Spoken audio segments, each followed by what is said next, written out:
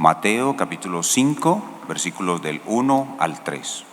Así dice el Señor: y viendo las multitudes, subió al monte, y sentándose, se acercaron a él sus discípulos, y abriendo su boca les enseñaba, diciendo: bienaventurados los pobres en espíritu, porque de ellos es el reino de los cielos. Amén. El contexto de nuestro pasaje es el final del primer viaje del Señor Jesús a través de Galilea, el ministerio galileo del Señor Jesús en su primer viaje. Durante ese ministerio Él eligió a sus 12 apóstoles y su fama se difundió por todo el norte de Galilea por los milagros que hizo. Y a su regreso, este primer viaje, una gran multitud lo buscaba. Además, en este contexto tenemos que tener en cuenta la invitación que Él le hizo a todas las personas desde que comenzó a predicar. Les hizo la invitación a entrar a su reino. ¿Recuerdan Mateo capítulo 4, versículo 17?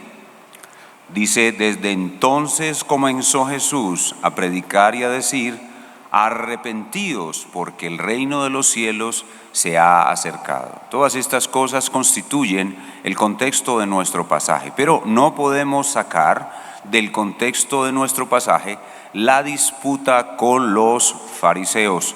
Aquí también en el Sermón del Monte tenemos a Génesis 3:15, porque tenemos al hijo de la mujer en plena enemistad con los hijos de la serpiente, los fariseos. Y en ese contexto, Jesús subió a un monte y habló a sus discípulos su principal discurso. El Sermón del Monte es el principal de los discursos del Señor Jesús. La primera sección de este discurso son las características de los que verdaderamente han entrado al reino de los cielos, que se conocen con el nombre de las bienaventuranzas. Y la primera de esas bienaventuranzas es: bienaventurados los pobres en espíritu. Que el pasaje que hemos leído, Mateo 5:3, nos dice es que los pobres en espíritu tienen ya una felicidad y una posesión. El tema de nuestro texto es la felicidad y la posesión que ya tienen los pobres en espíritu. Pero el asunto más importante para nosotros cuando leemos este pasaje es llegar a entender quiénes son los pobres en espíritu. O sea que el punto esencial de nuestra enseñanza esta noche es que lleguemos a entender realmente quiénes son los pobres en espíritu. Veremos cuál es su felicidad, veremos cuál es su posesión, pero lo más importante es que podamos entender quiénes son los pobres en espíritu. El título que le hemos dado a la enseñanza esta noche es El Rey Jesús y los pobres en espíritu. El Rey Jesús y los pobres en espíritu, y como ya dije, el pasaje contiene 3 puntos. Lo primero es la identificación de los pobres en espíritu, verso 3a. Lo segundo es la bienaventuranza o la felicidad que ya poseen los pobres en espíritu. Y el punto número 3 es la posesión que ya también poseen, que ya tienen los pobres en espíritu. Entonces, ¿qué son los pobres en espíritu? ¿Cuál es la bienaventuranza que ya tienen? ¿Y cuál es la posesión que ya tienen? Ese es nuestro esquema, nuestro bosquejo. Estamos ubicados en la máquina del tiempo en el siglo I después de Cristo, y este pasaje es de aplicación directa a la iglesia de todos los siglos. Comencemos con lo más importante, la identificación de los pobres en espíritu. ¿Quiénes son? Necesitamos llegar a entender quiénes son los pobres en espíritu. Para poder entender esa frase, pobres en espíritu, debemos ubicarnos en la puerta del reino de Dios. ¿Cuál es la puerta del reino de Dios? Mateo 4:17 nos dice que Cristo Jesús está parado a la puerta del reino de Dios, invitando a todos a entrar por medio del arrepentimiento. Arrepentíos, porque el reino de los cielos se ha acercado. La puerta para entrar al reino de Dios es el arrepentimiento. Ahora, ¿cómo se produce en un ser humano que está totalmente depravado y totalmente ciego a su depravación? ¿Cómo se produce en él el arrepentimiento? Todos nosotros lo sabemos. El arrepentimiento es una obra exclusiva del poder del Espíritu Santo. Vayamos a Juan capítulo 16. Juan capítulo 16, y vamos a leer los versículos 7 al 11. Dice Juan 16, 7 al 11. Pero yo os digo la verdad, os conviene que yo me vaya, porque si no me fuera, el Consolador no vendría a vosotros, mas si me fuere, os lo enviaré.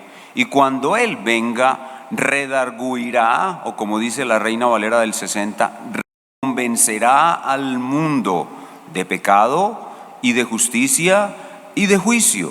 De pecado, ciertamente, por cuanto no creen en mí, y de justicia, por cuanto voy al Padre y no me veréis más, y de juicio, por cuanto el príncipe de este mundo ha sido juzgado. Cuando el Espíritu Santo, libre y soberanamente, se posa sobre un pecador depravado y ciego, lo transforma de tal manera que ahora el hombre puede ver adecuadamente sus pecados. Para aquellos hebreos del primer siglo, su principal pecado fue no creer en Jesús.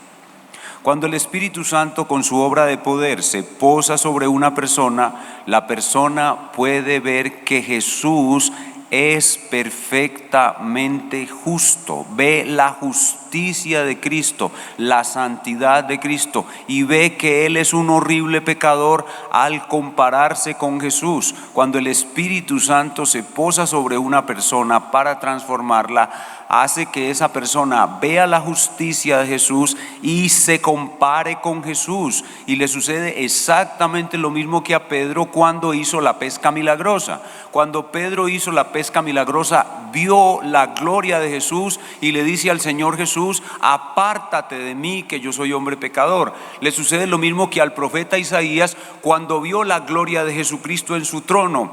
Dijo: ay de mí que soy muerto, porque soy hombre de labios inmundos y mis ojos han visto al Rey, Jehová de los ejércitos.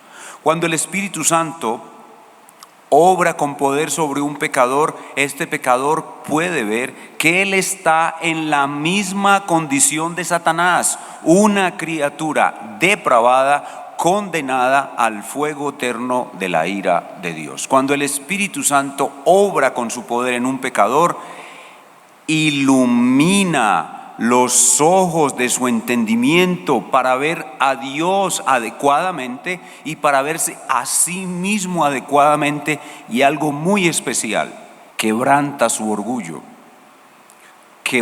lo muele en 1000 pedazos.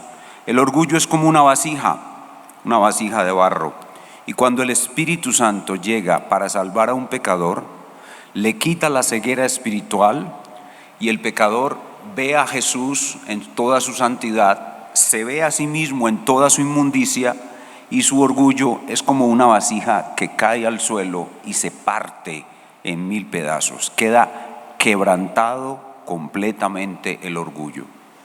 Y eso produce unas señales. ¿Cuáles son las señales de un verdadero arrepentimiento? En la Confesión de Fe de nuestra Iglesia, Confesión de Fe de Londres de 1689, en su capítulo 15, párrafo 3, vemos la descripción de la obra del Espíritu Santo produciendo arrepentimiento.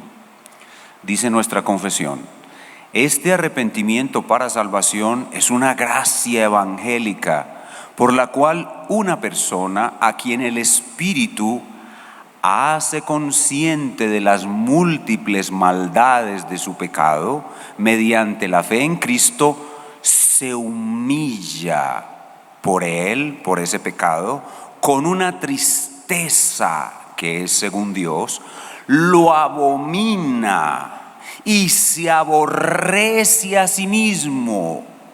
ora pidiendo el perdón y las fuerzas que proceden de la gracia con el propósito y empeño mediante la provisión del Espíritu de andar delante de Dios para agradarle en todo.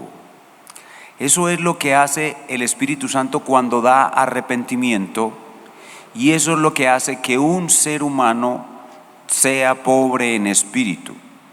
Cada una de estas frases define quién es un pobre de espíritu. La primera es esta: hace consciente al pecador de las múltiples maldades de su pecado. Eso es ser pobre en espíritu. Se humilla por su pecado. El pecador, con sus ojos abiertos, que ve la santidad de Cristo y ve la inmundicia de su pecado, se humilla hasta el polvo, se hace humilde. Ser pobre en espíritu es ser humilde. Se humilla hasta el polvo, tiene una gran tristeza en el corazón porque lo ve sucio. Eso es ser pobre en espíritu, es experimentar una gran tristeza por su pecado. Abomina el pecado que hay en su corazón. Eso es ser pobre en espíritu. Se aborrece a sí mismo. Eso es ser pobre en espíritu. Y ora. Los pobres en espíritu son unos miserables. Bueno, los pobres en espíritu somos unos miserables que solo podemos hacer una cosa: orar. Eso somos los pobres en espíritu. Somos unos miserables. Nosotros, antes de recibir la obra del Espíritu Santo, éramos unos miserables, pero no lo sabíamos. Ahora lo sabemos y estamos convencidos de lo que somos. Somos unos mendigos miserables. No vemos en nosotros ninguna virtud y vemos tal diferencia entre Cristo, su santidad y su justicia, y nosotros, que nos aborrecemos a nosotros mismos, nos humillamos a nosotros mismos hasta el polvo y oramos suplicando a Dios el perdón. Y lo maravilloso de todo esto es que el perdón nos es concedido. En Lucas capítulo 18, verso 14, la parábola del fariseo y el publicano, Jesús dice que el publicano que oró en estas condiciones regresó a su casa justificado. Regresó a su casa totalmente absuelto, totalmente perdonado y totalmente transformado. Que el arrepentimiento tiene una parte amarga, donde está ese dolor, ese aborrecimiento, ese contraste con la santidad de Cristo, pero tiene una parte dulce, donde experimentamos que verdaderamente fuimos perdonados. Pero una vez somos perdonados, oramos, como dice el texto, por la provisión de fuerza y las fuerzas que proceden de la gracia, porque el pobre en espíritu se da cuenta que aunque de ahí en adelante tiene que seguir a Cristo, él no es capaz. Él no tiene fuerza. Él no tiene fuerza para seguir a Cristo. El pobre en espíritu se da cuenta de que él no tiene fuerza para obedecer, para ser santo, para hacer lo que le piden. El pobre en espíritu es un miserable, indigno, impotente e incapaz. Y solo sabe hacer una cosa: suplicar la gracia de Cristo para poder continuar viviendo delante de Dios. Eso es un pobre en espíritu. Lo que más me llama la atención de nuestra confesión de fe, que define claramente lo que somos los pobres en espíritu, es el párrafo 4, el párrafo que sigue. Noten ustedes con mucha atención. Dice el párrafo 4: puesto que el arrepentimiento ha de continuar a lo largo de toda nuestra vida. Eso es ser pobre de espíritu, pobre en espíritu. Ser pobre en espíritu es la prolongación del arrepentimiento que tuvimos cuando fuimos transformados por el Espíritu Santo en la conversión.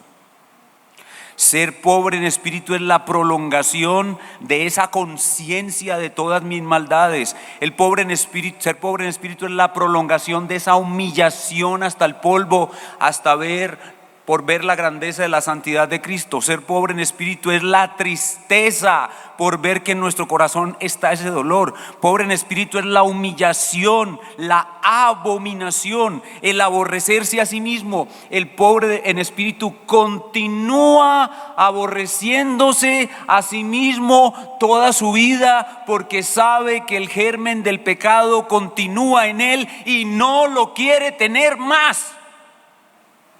Por eso el apóstol dice: miserable de mí, ¿quién me librará de este cuerpo de muerte? Eso es ser pobre en espíritu.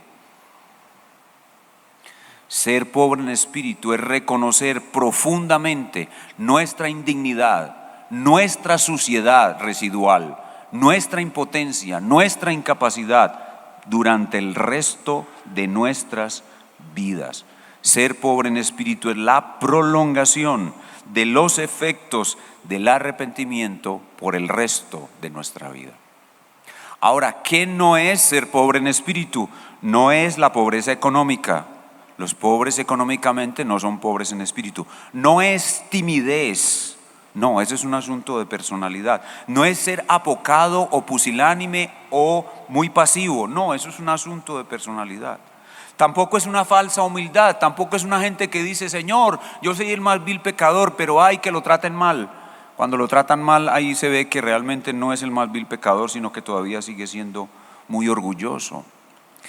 Ser pobre en espíritu es algo totalmente sobrenatural, es una comprensión profunda por el resto de la vida de nuestra indignidad, de nuestra incapacidad y de nuestra dependencia de la gracia de Cristo a causa del pecado que aún mora en nosotros y a causa de que nuestra semejanza con Cristo todavía es muy débil. A la persona que se arrepiente de verdad, Dios la hace pobre en espíritu, y mientras sigue caminando en este mundo, Dios le sigue mostrando la riqueza de Cristo. Y cuando el pecador arrepentido ve la riqueza y la gloria y la justicia y la santidad de Cristo, vuelve a sentirse pobre como el día que se arrepintió.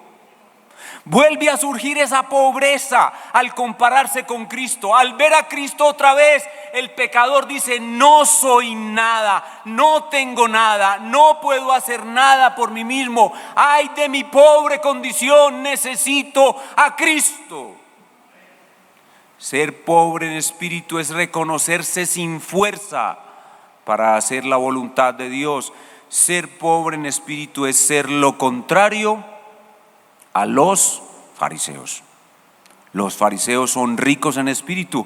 Por eso Jesús en Lucas 6:24 les dice: ay de vosotros ricos, porque ya tenéis vuestro consuelo. Y en el mismo sermón del monte más adelantico dirá: ay de vosotros si vuestra justicia no fuere mayor de los escribas y fariseos. Porque los fariseos, que son ricos en espíritu, no se refiere a la riqueza de sus bienes materiales, sino que ellos se creen buenos. El fariseo se cree bueno, el fariseo se cree digno, el fariseo se cree virtuoso delante de Dios, el fariseo se cree capaz de obedecer. Pero yo no soy capaz de obedecer ninguno, ni el más pequeño de tus mandatos, si no me asiste tu gracia.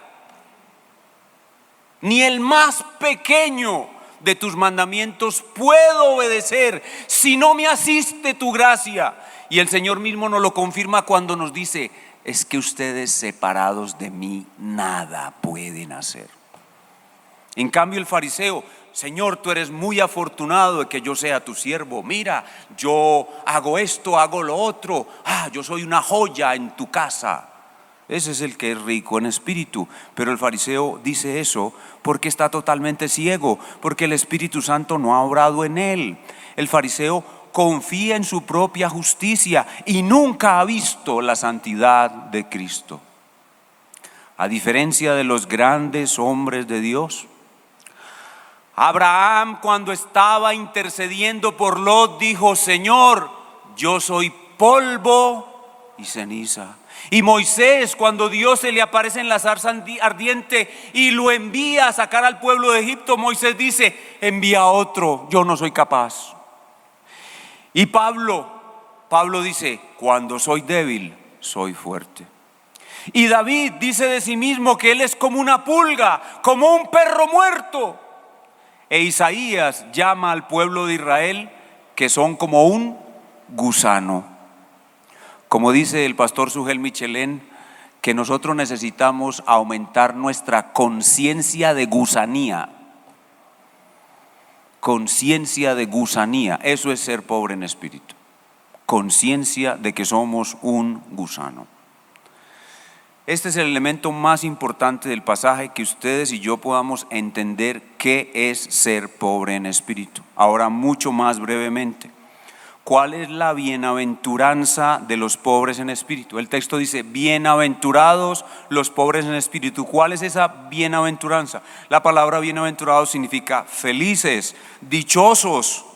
Los pobres en espíritu no son felices porque ven su miseria. Antes, su miseria, cuando la ven, los atormenta. Ellos son felices es porque saben que han sido limpiados y perdonados de su miseria, y algún día su miseria va a desaparecer para siempre. Eso es lo que los hace felices. Porque Cristo en la cruz verdaderamente los perdonó, los limpió, los santificó, los justificó, los propició, los reconcilió, los adoptó como hijos. La cruz de Cristo es lo que hizo todo por ellos y los transformó, y eso es lo que los hace felices. Y son verdaderamente felices, no totalmente felices, porque todavía están bajo el mal, todavía estamos en este mundo, recibimos males, pero la cruz hace que el mal obre para nuestro bien. Y por tanto la cruz hace que un mal se transforme en bien, y eso aumenta nuestra felicidad. ¿Qué es lo que nos hace felices? No ver nuestra miseria, sino lo que la cruz hizo a nuestra miseria. La convirtió en bien y nos asegura un gran final.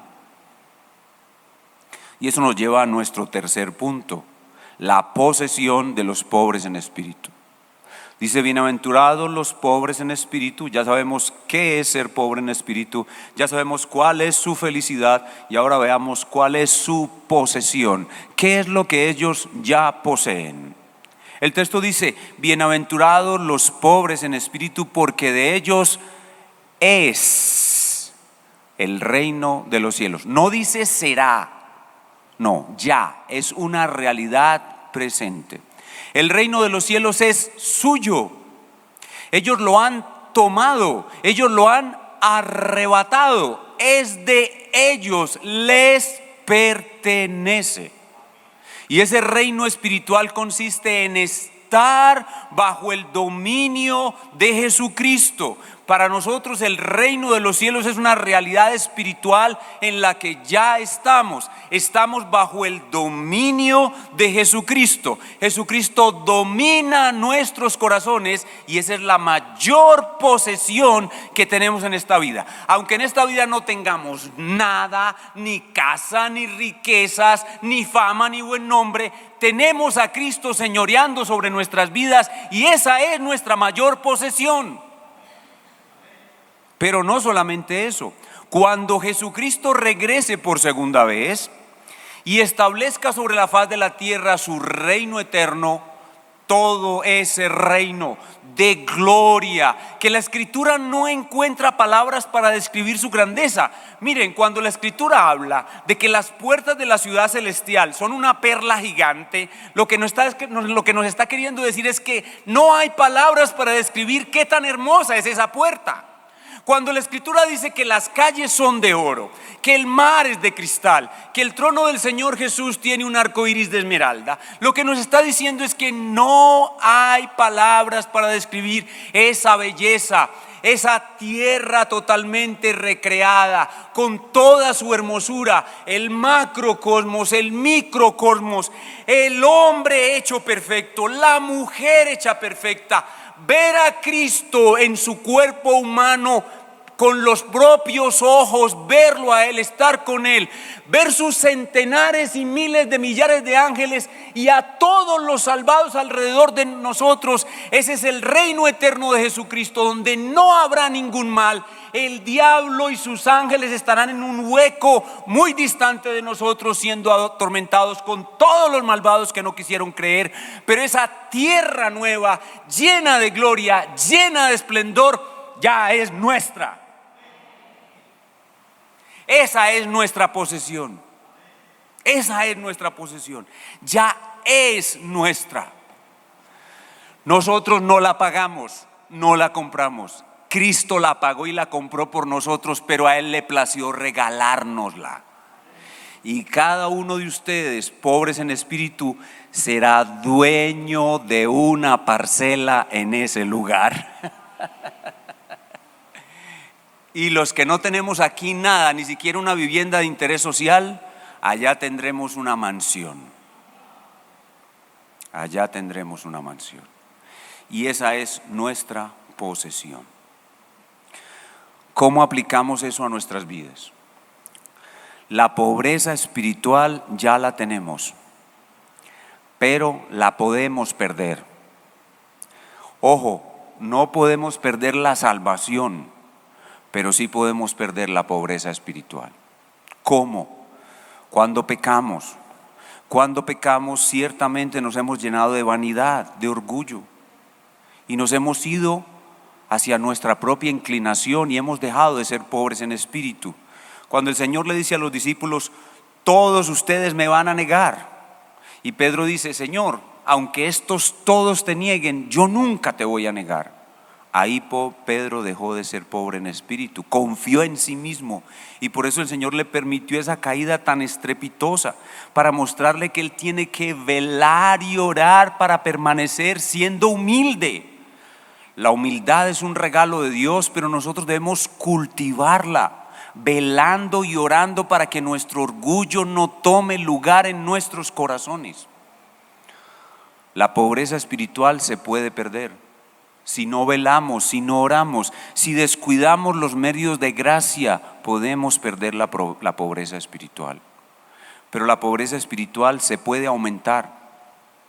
La pobreza espiritual se aumenta cuando cada domingo en el culto el predicador nos muestra a Cristo. Y cuando vemos a Cristo en toda su gloria, Dios usando al predicador, y el predicador muestra a Cristo, no sucede lo mismo que a Pedro y a Isaías, y nuestra pobreza espiritual aumenta. Porque sabemos que Él es santo y nosotros no todavía. La pobreza espiritual aumenta cuando vemos a Cristo en toda su gloria, en el texto bíblico, en la predicación. La pobreza espiritual aumenta cuando, inclinados y de rodillas delante de Dios, le pedimos al Señor que nos haga más humildes. Y el Señor mismo nos da ejemplo diciéndonos: aprended de mí, que soy manso y humilde de corazón, y hallaréis descanso para vuestras almas. Procuremos aumentar nuestra pobreza espiritual viendo a Cristo y estando en oración como mendigos miserables, siempre suplicantes, porque no puedo obedecer ningún mandamiento. Cualquier mandamiento es más fuerte que yo. Cualquier demonio es más fuerte que yo. Cualquier tentación es más fuerte que yo. Y si yo no suplico en oración la gracia para vencer, seré vencido. Pero si yo humillado suplico en oración la gracia para vencer, la gracia me será concedida y en Cristo yo seré vencedor. Pero si yo creo que soy más fuerte que mis pecados, si yo creo que soy más fuerte que las tentaciones, si yo creo que soy más fuerte que los mandamientos de Dios, estoy perdido. He perdido mi pobreza espiritual y estoy seguramente camino a un descalabro espiritual, al pecado. Pero si oro y me mantengo humilde y suplicante como un mendigo a los pies de Cristo, Él no me dejará caer, y lo que comenzó en mí, el arrepentimiento, lo prolongará por el resto de la vida, y yo terminaré mi carrera siendo pobre en espíritu hasta el final. Inclinemos nuestro rostro y oremos al Señor. Señor, ahora que hemos comenzado a estudiar este Sermón del Monte, nuestra oración solo puede ser, Padre, danos vivir a la altura del Sermón del Monte. Nosotros ya hemos experimentado esta pobreza espiritual en la conversión, en el arrepentimiento, pero como leíamos en nuestra confesión de fe, ella debe permanecer durante toda nuestra vida. Ayúdanos a permanecer en arrepentimiento, en humildad, el resto de nuestras vidas, a vivir a la altura del Sermón del Monte y a llevar esa vivencia de la justicia del Sermón del Monte a los 125 municipios de Antioquia y de ahí a todo el mundo. Llévanos a vivir el Sermón del Monte, a llevar el Sermón del Monte a toda Antioquia y de ahí a todo el mundo. Te lo pedimos en el nombre de Cristo. Amén.